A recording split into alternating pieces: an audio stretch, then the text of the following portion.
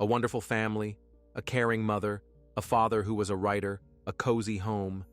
That's exactly how April saw her life. But at some point, reality began transforming into a nightmare. What should you do if you suddenly realize that your father is a serial killer? Continue keeping this secret, observing everything from the sidelines, or tell everything to the police? This man made it onto the FBI's 10 Most Wanted list in 1961, and he also wrote a book about how to start life anew after being released from prison. This is the story of Edward Wayne Edwards. A 40-year-old mother of 3, April Balacio, couldn't fall asleep. The name of the city where she lived as a child kept spinning in her head. Finally, throwing off the blanket, she got out of bed and went to get her laptop. She typed several words into the search engine. Concord, Wisconsin, Unsolved Case. It was 2009. April couldn't shake the feeling that something had happened in the small town where she spent several months of her childhood. She was around 11 years old at the time. The first search result was a link to a police request asking for information about an unsolved case that occurred just a couple of months before April's family moved to another town. The report detailed how on August 9, 1980, young lovers Tim Hack and Kelly Drew vanished during a wedding reception. April felt chills and violent trembling in her body. She seemed to know who had taken the lives of these young people. It happened in 1980 in the small town of Concord, Wisconsin. 19-year-old Timothy Hack and Kelly Drew were heading to a wedding reception on August 9th. The couple had been dating since high school, so they had their whole lives ahead of them. Timothy planned to become a farmer in the future. He already owned a tractor called Lonely Loser, and his girlfriend Kelly had just finished beauty school and planned to develop further in this field. The young couple drove to a local establishment called Concord House, where the wedding reception was to take place. They danced a little, congratulated the newlyweds, and wanted to slip away to another party with friends after half an hour. Tim and Kelly were seen leaving the building, but they never made it to the party and didn't return home that evening. The search for the two lovers led police to Timothy's car, parked in the Concord House lot. The vehicle was locked, with Hack's wallet visible inside, but the young people were nowhere to be found. When these two were officially declared missing, their search became the largest in Wisconsin history. Physical evidence found on the roadside several kilometers from Concord House stripped relatives of any last hope for a favorable outcome. A pair of pants, cut from ankle to groin, was found and confirmed to belong to Kelly Drew. Her underwear was also lying nearby, along with a piece of rope and a section of yellow tubing. However, the bodies themselves were not found anywhere. The young people remained missing for 2 months until hunters discovered them. The first thing discovered in the forest was Kelly's naked, decomposed body. Her boyfriend, Timothy's body, lay approximately 90 feet away. The girl's wrists, ankles, and neck showed ligature marks. Death occurred due to strangulation. Several stab wounds were also found on the body. The presence of seminal fluid on Kelly's previously discovered clothing also raised suspicions of assault. Her boyfriend Timothy was stabbed in the chest and back, then strangled. Investigators couldn't find anyone among the couple's acquaintances who would want to harm them. So authorities shifted their focus to the Concord House staff, where the wedding reception was held, and where the lovers were last seen alive. Suspicion fell on one man, a handyman who worked at a tent camp near the establishment. This man was seen with blood on his face the same weekend the couple disappeared. Detectives questioned the man and learned his name was Edward Wayne Edwards. He claimed he had never entered Concord House and had no information about the young couple, explaining that his nose had bled that day because he had received a minor injury during recent deer hunting. In fact, investigators had no evidence that he had lied, so they released Edward and continued their investigation. For the next 3 decades, the crime, considered a slaying of lovers, remained unsolved. But 29 years later, in 2009, authorities received a tip from a woman named April Balacio, who claimed she knew who had taken the lives of the young couple in 1980. Initially, detectives were skeptical of April's statement, thinking she was just another crazy person.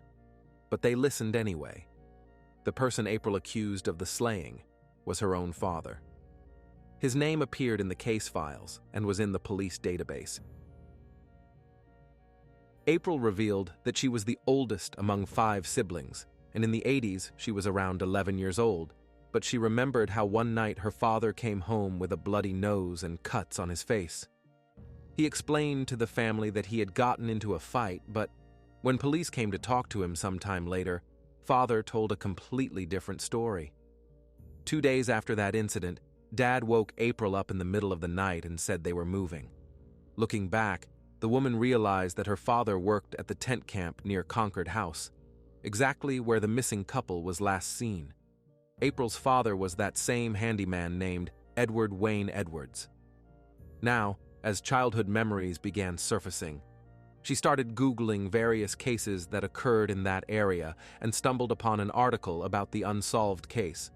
At the bottom was a phone number with a request to call if anyone had any information about this crime.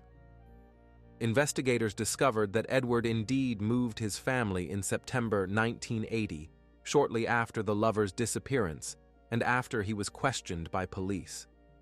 Moreover, the man had a long criminal history, which initially cast a shadow of suspicion on Edward, so detectives decided to carefully examine this person's background.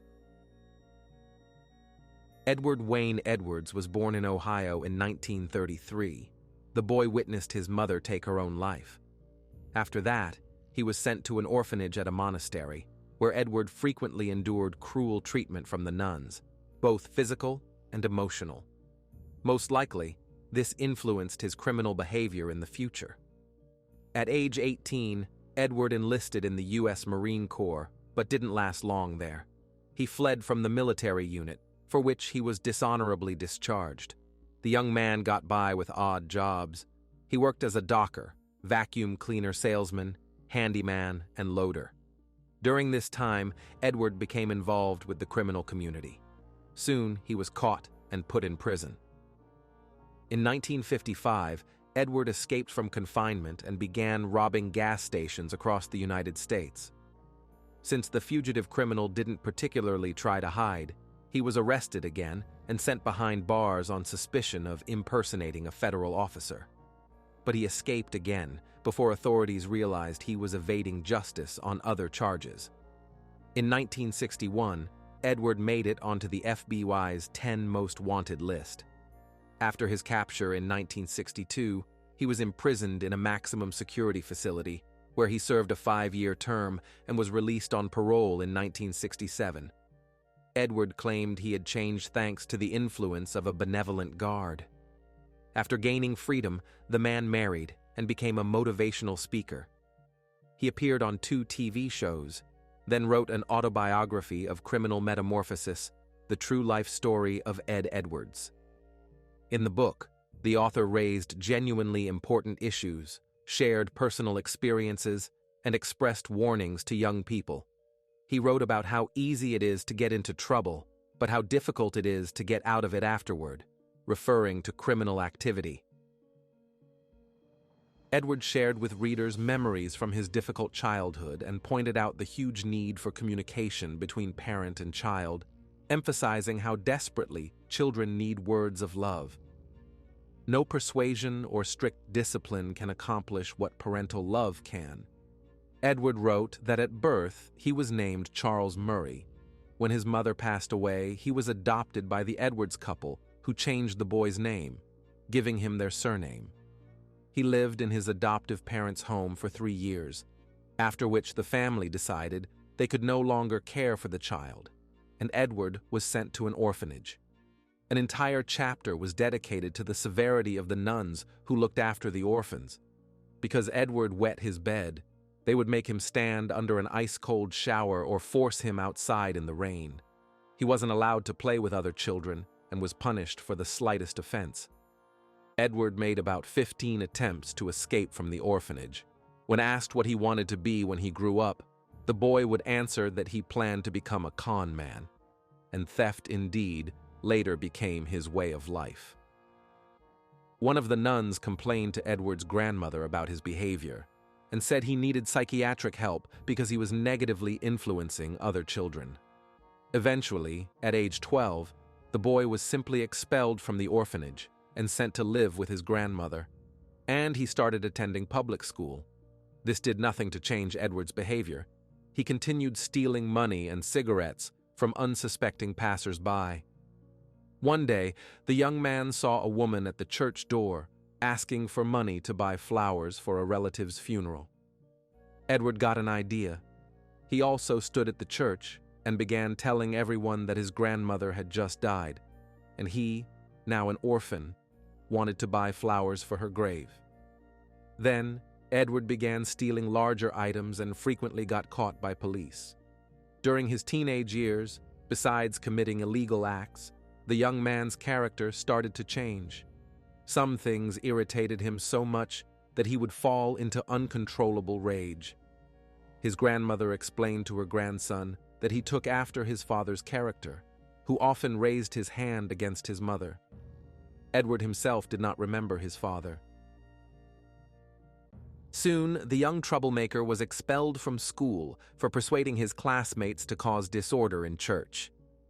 Edward didn't particularly like studying anyway, so he got a job at a local bowling alley and had fun to the fullest, including triggering the fire alarm and watching firefighters rush to the call.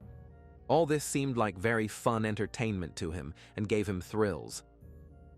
One day, Edward noticed his 26-year-old neighbor who lived across the street. She was a single mother of 2 children, but every night a man in a dry cleaning truck would drive up to her house, leave his vehicle in the parking lot, and only leave the neighbor's place at dawn. Waiting until dark, Edward snuck up to the car unnoticed and set it on fire. When the vehicle was engulfed in flames, the boy simply ran home. At that time, this incident didn't go unnoticed. The detective who took on the arson case quickly figured out who was responsible. Edward was taken from his grandmother's house and sent to a reform school for boys who had committed crimes. He was 15 years old, and escaping from there seemed impossible. However, there he learned from other juvenile offenders how to steal cars, forge checks, and avoid getting caught by the police.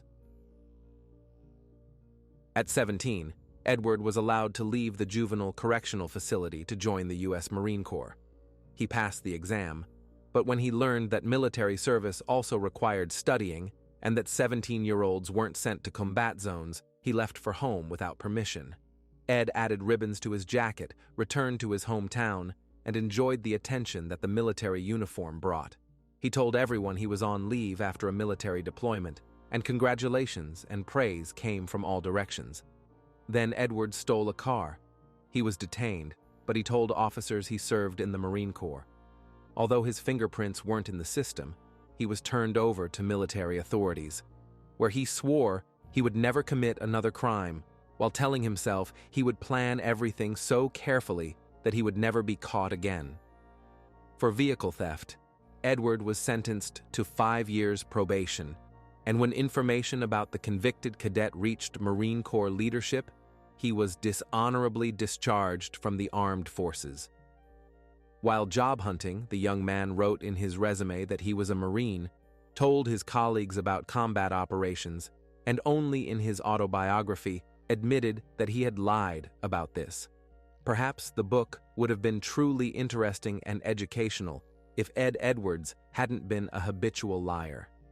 First, all the stories told in the book are known only from the words of the author, who later admitted that he lied much and often in his life.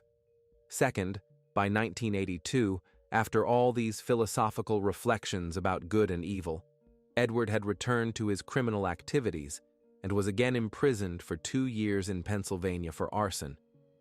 At one time, Edward had a girlfriend named Linda, who called him and confessed that she had been assaulted. Edward mentioned this in his criminal metamorphosis and pontificated about forcing women into sexual acts. He considered it a crime that made no sense.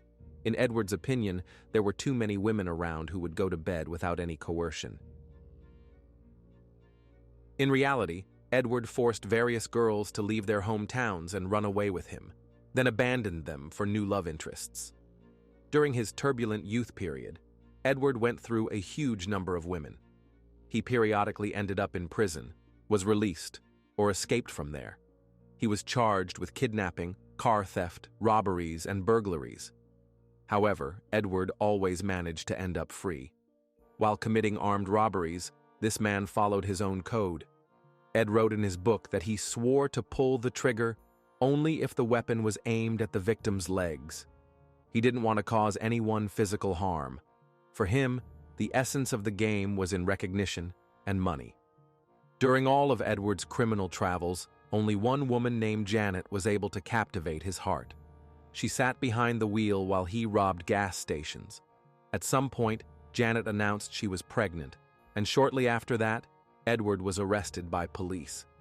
After the man was sentenced to 10 years in prison, Janet gave birth to a boy.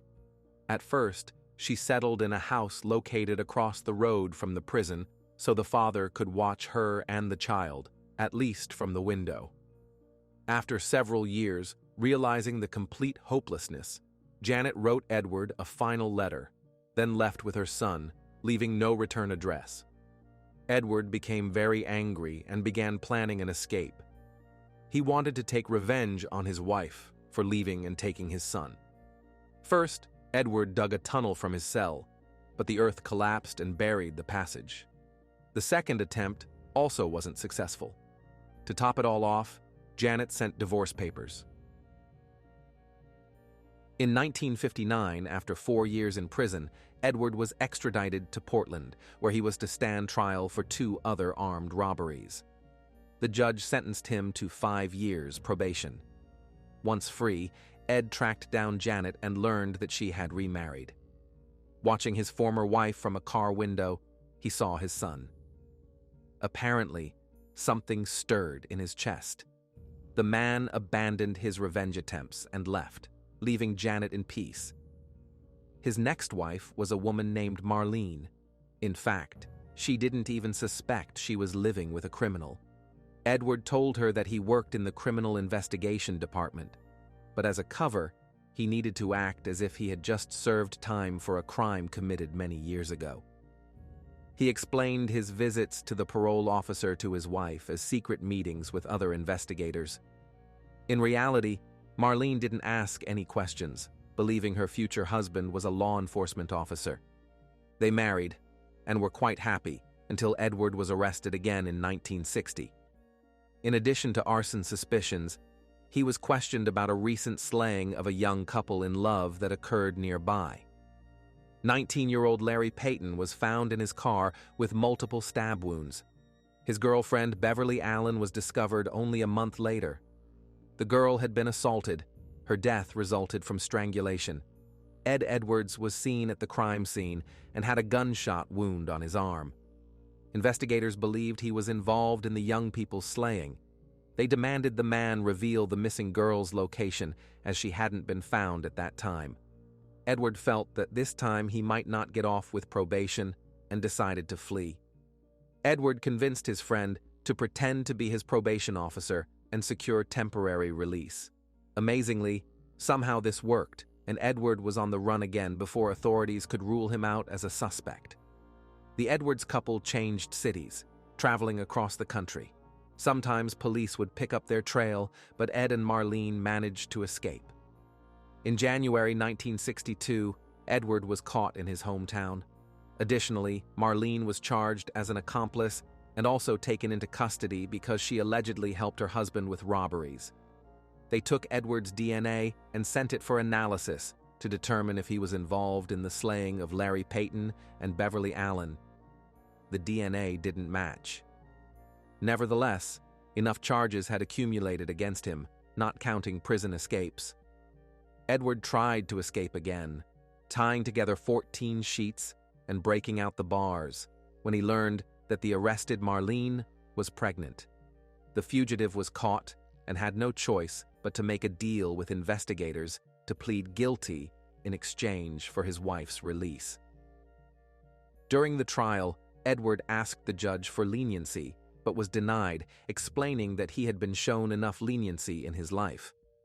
In the end, Edwards was sentenced to 15 years imprisonment for robbery and 1 year for attempted escape. And this wasn't the only bad news. His wife, Marlene, still lost the baby and no longer wanted anything to do with a husband who had lied to her at every turn. Edwards served his 16 years in a maximum security federal prison in Lewisburg, Pennsylvania. This term, according to Edward, made him change. He attended carpentry, bricklaying, and plumbing classes. He earned a high school diploma because Edward had never finished school as a child. For good behavior, Edwards was released on parole after 5 years. Once free, the 34-year-old man got his act together and became a motivational speaker. He preached in church, in schools, and appeared on TV shows. A couple of years later, in 1968, Edward married again to a woman named Kay. She immediately became pregnant during their honeymoon. The following year, their daughter April was born, followed by 3 more children. Ed wrote in his book that he wasn't proud of his past, but he also wasn't going to cower in a corner, closing the door on his life. He hoped people would give him a chance to prove himself and become a full-fledged member of society. The publishers of Metamorphosis of a Criminal wrote that since his release, Edward had behaved as a responsible, law-abiding citizen, that he had successfully changed his life and could serve as an example for many. A good father, model family man, and now also a writer. But, as it turned out, some people are incapable of change. 8 years after writing his sensational book, Ed Edwards brutally took the lives of a young couple in love. A 40-year-old mother of 3, April Balacio, told police that her mom had worked as a school teacher before meeting her father. After the wedding, Kay had to leave her teaching career and take care of the children because her domineering husband didn't like that she spent time at work. Besides, they were constantly moving from place to place. Between 1974 and 2009, when Edward wasn't in prison, the family lived in more than 10 different states. And wherever they were, Ed always befriended local police. He invited officers to barbecues and family celebrations, wanting to stay informed about major events. April said her father was obsessed with the FBI. He kept documents in a dresser drawer that no one was allowed to touch. The Edwards children were told that their father worked as an informant, which put the family in danger. That's why they had to move from place to place so often. According to the eldest daughter, Edward had a very hot-tempered character. He often abused the children and wife verbally and physically. Fortunately, April left home right after finishing school and had been living separately from her family for several years. But childhood memories continued to haunt her for many years. And then one day she decided to search the internet for different places where they lived during childhood. And this search led her to the unsolved case of 2 lovers. That's how April Balacio ended up at the police station. Detectives, after hearing the woman out, decided to check the information and went to the indicated address in a mobile home where 76-year-old Edward Wayne Edwards was living at the time. They saw an obese man with an oxygen tank. The homeowner was very surprised to learn the reason for the police visit. The investigators reassured him, saying they came to question him as a witness to an old crime because many years ago, Edward was near the crime scene. Edward seemed calm and composed. He asked more questions than he answered. When asked about the blood on his face, he forgot that he had lied about unsuccessful hunting and said he had just accidentally hurt himself in his shed. But when investigators asked Edward for a DNA sample to completely rule him out of the case, the man noticeably became nervous. He started talking nonsense about wrongfully convicted people, claiming he had seen on TV that DNA samples could be mixed up, and he didn't need such problems in his old age. Edward agreed only after they showed him a warrant. His wife Kay looked very confused. She didn't understand why Edward didn't want to provide his DNA, as there was no reason to worry. She herself told the officers that she didn't remember anything about that crime against the 2 lovers and refused to answer questions. However, After 5 weeks, she had to talk to the detectives, as she had no other choice. This happened after the DNA taken from her husband perfectly matched the DNA found on July 30th, 2009, on deceased Kelly Drew's clothing. Edwards was finally arrested for the slaying of the young couple and extradited to Wisconsin. His mobile home was searched, and inside they found tapes, a notebook with dates, forged documents, social security cards, birth certificates, and a laptop where Edward had searched for information about DNA after the detective's visit. On the tapes, Edward had documented his entire life. On the tapes, he had a habit of recording childhood memories, phone conversations with police officers, and accounts of his crimes. During questioning about Wisconsin, Edward admitted that he knew who Kelly Drew was. They even had intimate relations, but everything was consensual. And for the next 8 hours, Edward only talked about how he had never taken anyone's life. This contradicted his rules. The police could see this man was lying. He tried to mislead and confuse, not noticing how he would stretch out his arm when telling untruths and then bring it back to his shoulder. From the side, the gesture looked very telling. When investigators called April to report the test results, she was driving. She had to stop and get out of the car so the children sitting in the back wouldn't see her emotions. The woman was in shock. Although she herself had told police about her suspicions about her father, she couldn't imagine it would turn out to be the cruel truth. April Blasio refused to talk to reporters and waited 8 months for the trial. Her father still refused to admit what he had done to the young lovers. In his story, he and Kelly Drew met at the wedding reception and decided to get away from everyone in the car while her boyfriend was discussing his tractor with someone. Timothy Hack was so caught up in the argument that he didn't notice his girlfriend running off. After her return, a fierce argument broke out between the young people. Edward claimed that after leaving Concord House, the couple started arguing. Timothy pushed Kelly. Edward, standing nearby, saw everything. He rushed to defend the girl, grabbed the guy by the neck, wanting to cool his temper, gave him a good shake. At that time, Edward was still quite a strong man. When he released his hand, Timothy fell limply to the ground and remained lying there. Ed hadn't planned to take the young man's life, and this happened by accident. He only wanted to pull the guy away from Kelly. But instead of gratitude, the girl attacked Edward with her fists and began screaming that Tim was dead. In the end, the man strangled her too. Edward couldn't leave the bodies in close proximity to the wedding celebration. He loaded them into his work van and drove them far into the forest. Nobody saw him because the altercation happened behind the building in a place where there were no lights. Edward had a wife and children. He didn't want to lose everything in an instant, so he concealed the crime and moved his family to another town, away from the dead bodies. Edward clearly understood that he would no longer get off with probation and would end up in prison for many years, so he didn't even think about calling the police and telling them about the unpremeditated slaying. Wisconsin didn't have the death penalty, which meant Edward would spend his remaining years in prison, a thought that, according to his book, didn't seem attractive. While serving previous sentences, he knew he would eventually be free, and now he didn't want to sit in a prison cell and slowly die.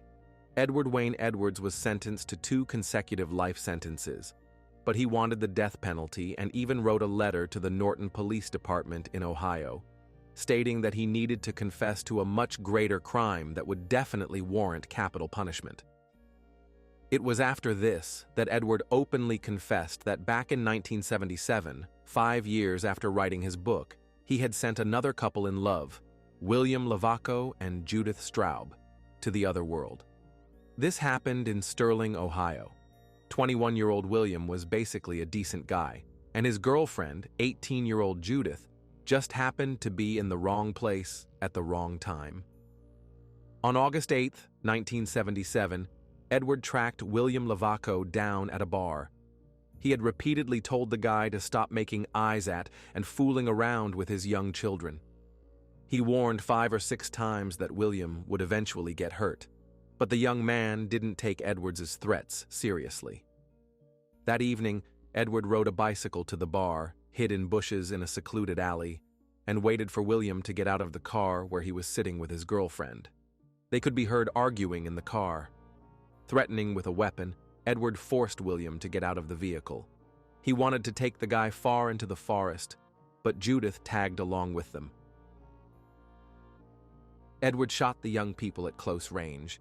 If William hadn't called Edward by name, most likely Judith would have remained alive, as she probably hadn't had time to make out the attacker in the dark.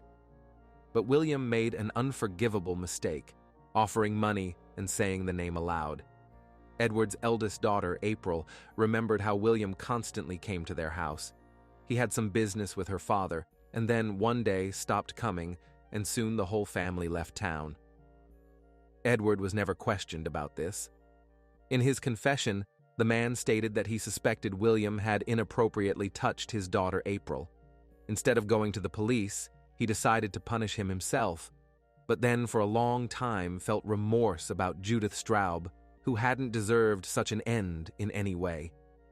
Investigators didn't know if this was true until April herself confirmed it, but she had never told anyone about the young man's harassment and had no idea that her father knew about it. Could it really be that Dad wasn't a serial killer? He just wanted to protect her. So, in 2010, Edward Wayne Edwards confessed to a crime committed more than 30 years ago. He was again sentenced to 2 life terms, but even this information wasn't the last. Edward told his cellmate that he had confessed to the crimes only to be sent to death row because he was old and very sick. If he had known they would just add a couple more life sentences, he wouldn't have said anything about it at all. And during a prison interview, Edward confessed another slaying to a reporter. In 1993, when Edward's children had grown up and left the family home, Ed met a young man named Danny Gluckner, a former classmate of his youngest daughter. The guy had spent most of his life in foster care. Edward and Kay wanted to adopt him, but couldn't do so because of their age. In the end, they simply changed the guy's surname to Edwards and called him Danny Boy. Everything was going well. Danny was like a son to them, but 3 years later in 1996, Edward shot him. Edward was always interested in getting some money for himself and his family, preferably without having to work. In his foster son, he saw a chance to get rich. Edward spent a year thinking through options and settled on Danny Boy's life insurance policy. The young man went to serve in the Army and before that signed a life insurance policy for $250,000. Danny Boy, a U.S. Army soldier, Edward convinced to go AWOL and drove to a forest near his home in Burton, Ohio. The man asked his foster son to get cigarettes from the bag, and when Danny bent down, Edward shot him twice in the shoulder and chest. After that, he left the body in a shallow grave so it could be found. Then, Edward took some of Danny Boy's blood and smeared it on his house window. The man called the police and reported suspicions that his foster son had tried to rob them. The 911 call removed suspicion from him. For several months, Edward returned to the crime scene to check if the body had been discovered. He intentionally didn't cover it completely with soil.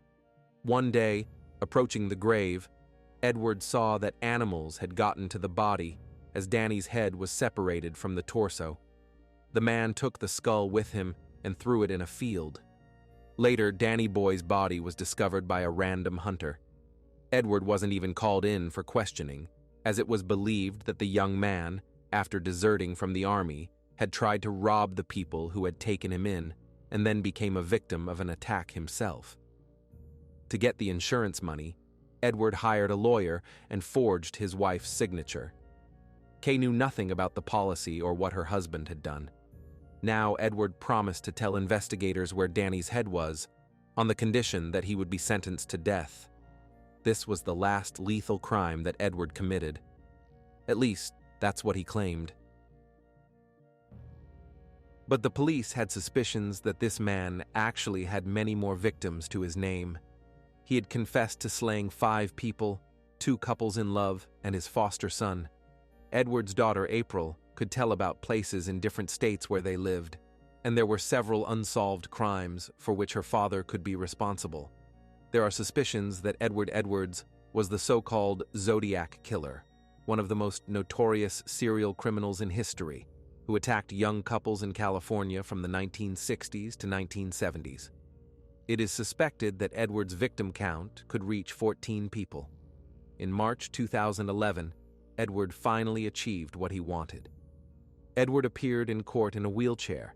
He suffered from several serious illnesses, including diabetes, obesity, and breathing difficulties. He was sentenced to death by injection for the slaying of Danny Boy. The execution date was set for August 31st, 2011, but the criminal never met his fate. On April 6, 2011, Ed Edwards died of natural causes in his prison cell at the age of 77. Edward's daughter, April, dedicated part of her life to uncovering her father's other crimes. She felt very distressed and blamed herself for not reporting her suspicions to the police earlier, thinking that perhaps then she could have saved several more lives. Thank you for watching. Support our new channel by watching the new video, or stick around and watch our past videos. See you soon.